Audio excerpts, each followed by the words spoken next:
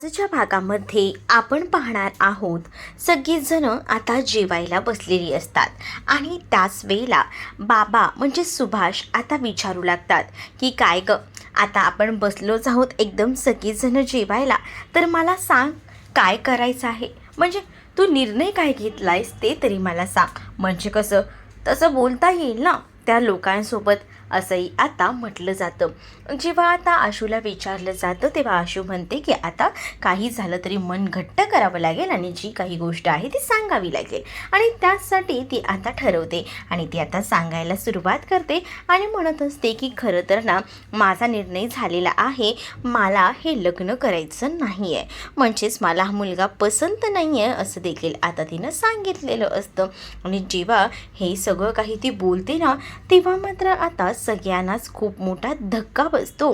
तर दुसरीकडे मात्र आता ज्या काही गोष्टी आहेत त्या तिने एकदाच्या बोलून टाकलेल्या असतात, कारण तिला वाटत असते की उगाच आपण या सगळ्या गोष्टी मनामध्ये का ठेवायच्या.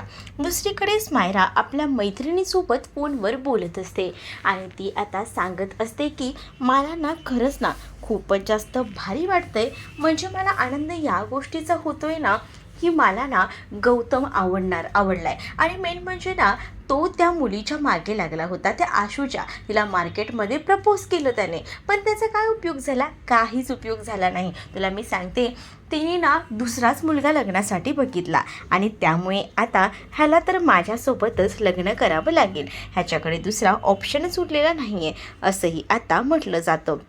आणि जेव्हा आता या सगळ्या गोष्टी ती सांगत असते आपल्या मैत्रिणीला तेव्हा तिची मैत्रीण तिची चांगलीच कान उघडणी करते आणि म्हणत असते की तू बोलतेस त्या सगळ्या गोष्टी ठीक आहे, पण माझं काय म्हणणं आहे जरा ऐकून घेतेस का?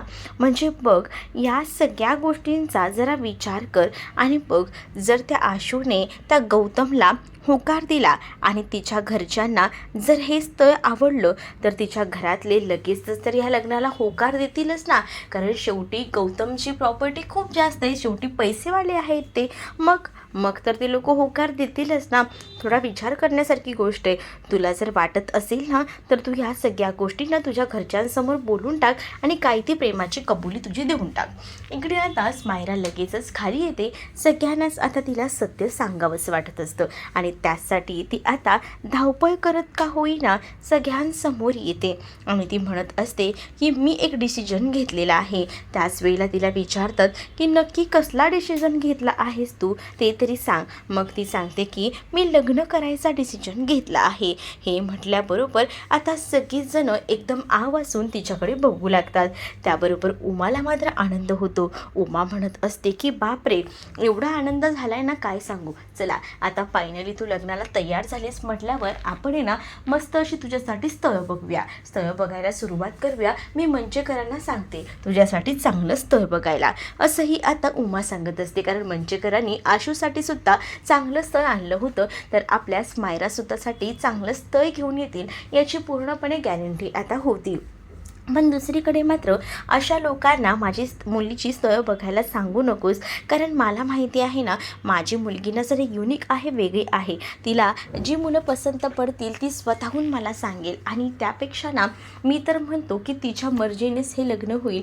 उगाच ना घाई करू नका असं देखील आता जे स्मायराचे बाबा असतात ते उमाला म्हणतात, आणि त्यांचं असं म्हणणं असतं की त्या माझ्या मुलींची तुलना तू माझ्या मुलींसोबत करू नकोस. आणि त्याच वेळेला ह्या सगळ्यामुळे स्मायराही खुश झालेली असते की तिचे बाबा तिला एवढं सपोर्ट करतायत हे बघून.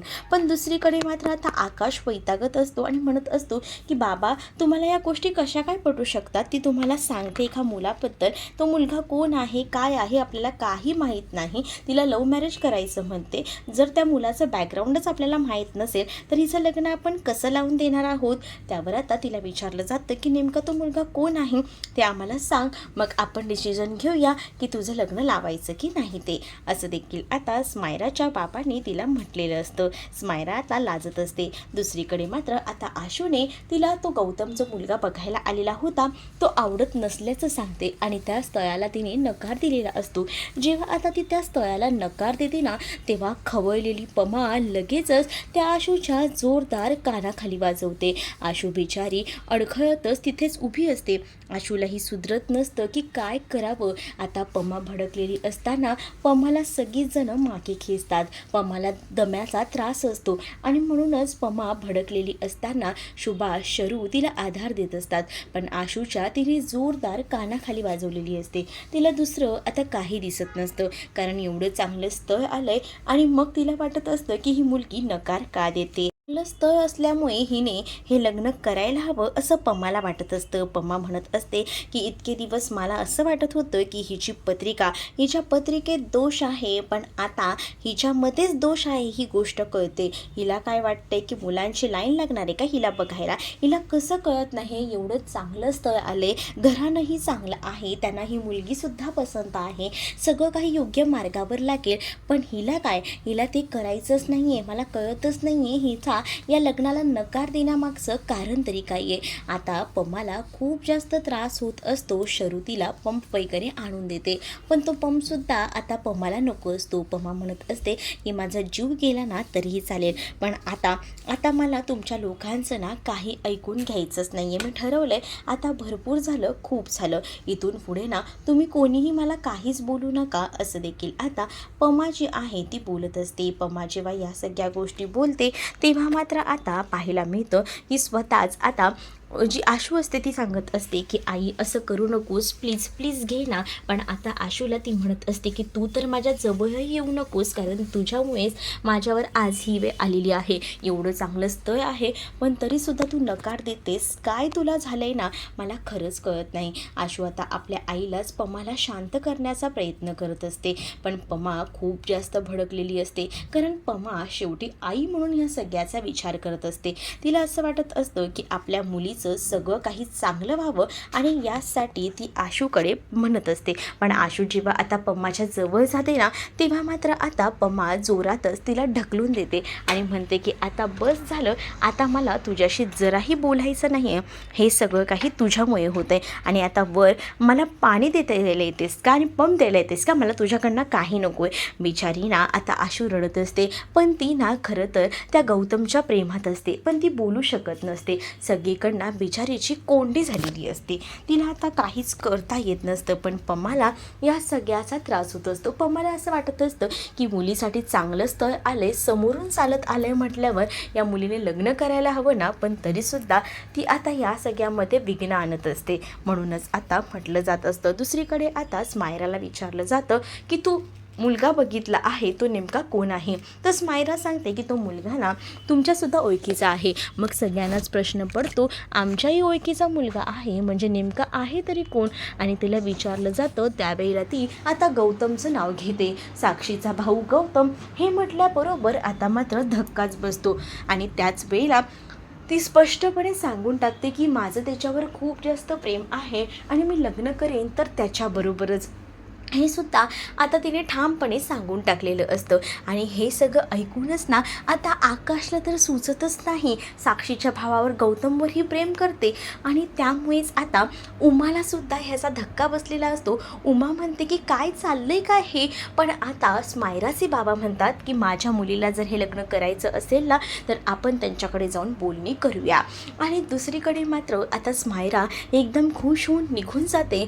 पण इकडे मात्र आता स्मायराच्या वडिलांचा कोणताच निर्णय ना उमाला पटत नसतो ना आकाशला पटत असतो. आकाशला आता सांगू लागते की उमा या सगळ्याबद्दल आता तरी निदान ना तू साक्षीशी काहीच बोलू नको, कारण आपल्याला ना काही गोष्टी माहीत नाही आहेत काय आहेत ते, पण लग्नामध्ये ना मला कुठेही असं जाणवलंच नाही आहे, तुला मी सांगते. मग हे सगळं काय चाललंय ना मला मुळात कळतच नाही आहे असंही आता उमा म्हणत असते. कारण हे ना मला हे सगळं योग्य वाटत नाही, तूही जरा बोलूनच घे. मला असं वाटतं ना हे सगळं चुकीचं आहे, एवढ्या पर्यंत जायची काय गरज होती. आणि ह्या सगळ्या गोष्टी उमाला पटत नसतात आणि आकाशलाही पटत नसतात. इकडे मात्र आता पमा जी आहे ती आता आसावरीला सांगते की तू माझ्या जवळही उभी राहू नकोस, कारण तुला मी जे काही करते तुझ्या आयुष्याचे निर्णय चांगले घेते ते तुला पटत नसतील ना तर तू 4 हात माझ्यापासून लांबच राहा. जरा तू वेगळी राहिलीस ना तेव्हाच तू सुधरशील, या भाषेतच आता बोललं जात असतं. आणि जेव्हा या सगळ्या सगळ्या गोष्टी बोलल्या जातात ना तेव्हा आसावरी नाराज असते. पण त्यावेळेला आसावरीच्या पाठीशी तिचे बाबा म्हणजे सुभाष उभे असतात आणि ते म्हणत असतात की प्लीज प्लीज शांत बस, आता उगाच ना तिच्यावर ओरडू नकोस, तिला आता सुटकेचा श्वास घेऊ दे. मुळात आहे ना मला एक गोष्ट मान्य आहे की तिला तो मुलगा पसंत नसेल म्हणून तिने नकार दिला असेल. काय गं बाई, मला ना तुझ्या सगळ्या मतांवर मी तुझा विचार करतोय, म्हणजे तुला जर तो मुलगा मान्य नसेल तर मी ॲक्सेप्ट आहे, कारण का तुला लग्न करायचे, तुला आयुष्य काढायचे, आपण कोणीही तिच्यावर जबरदस्ती करू शकत नाही. पम्मा तुला या गोष्टी काय समजत नाही आहे. पण आता मुळात आहे ना मला त्या मुलाला नकार देताना काय सांगायचं ना ही गोष्ट कळत नाही आहे. म्हणजे नकार तर आपल्याला द्यायचा आहे, पण त्यांना कारण काय द्यायचं, कारण त्या मुलामध्ये सगळ्याच क्वालिटी होत्या.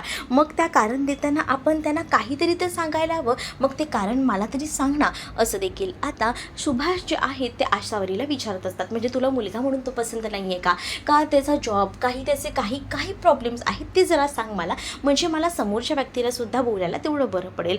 पण आता ती गौतमवर प्रेम करते हे कोणत्याच तोंडाने बोलू शकत नसते. त्या बिचाऱ्या त्या मुलामध्ये काहीच प्रॉब्लेम नसतात, तो मुलगा ऑल ओके असतो, पण तरीसुद्धा कसं बोलणार ना, त्यामुळे ती आता शांत असते. तर दुसरीकडे मात्र बाबांना वाटत असतं की आसावरी निदान बोलावं, तिच्या मनात काय आहे, ती कोणावर प्रेम करते का, ह्या सगळ्या गोष्टी बिचारीने बोलायला हव्यात.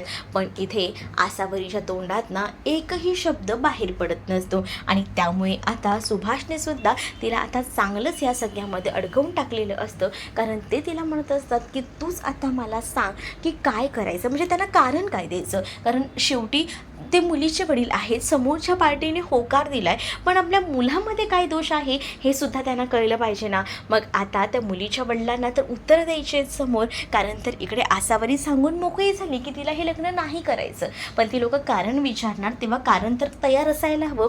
पण आता आसावरी काहीच बोलू शकत नसते. आसावरीला पमा बोलते की काय बोलणार हो ही, एवढं चांगलं स्थळ होतं, एवढे दिवस पत्रिकेमध्ये दोष आहे असं वाटत होतं आणि मग लग्न होत नाही आहे. आता हिला असं वाटतंय की हिच्यासाठी पोरांची लाईन लागणार आहे, असं ही पोरांना नकार देते. काय न पटण्यासारखी गोष्ट होती तिच्याकडे, असंही आता पमा ही आसावरीला बोलते. बिचारी आसावरी रडू लागते. दुसरीकडे तेजस्विनीच्या रूमची लाईट अजूनही ऑन असते, म्हणूनच जय हे दिसतं. जय आता तेजस्विनीसोबत बोलायला जातो आणि जय आता तेजस्विनीला म्हणत असतो की काय झालं मम्मा, अजून आज तू झोपली कशी नाही. त्यावरती गौतमचा विचार करत असते. नको काळजी करू, गौतम ऑल ओके आहे, मी डॉक्टरांशी सुद्धा बोललोय, डॉक्टर आता बोललेत की त्याला थोडं टेन्शन आहे त्यामुळे तो असं सगळं करतोय. आणि त्याचबरोबर गौतमचं आणि त्याच्या मित्राचं बहुतेक भांडण झालंय आणि त्याच्यामुळे हा सगळा परिणाम इथपर्यंत येऊन पोहोचलाय.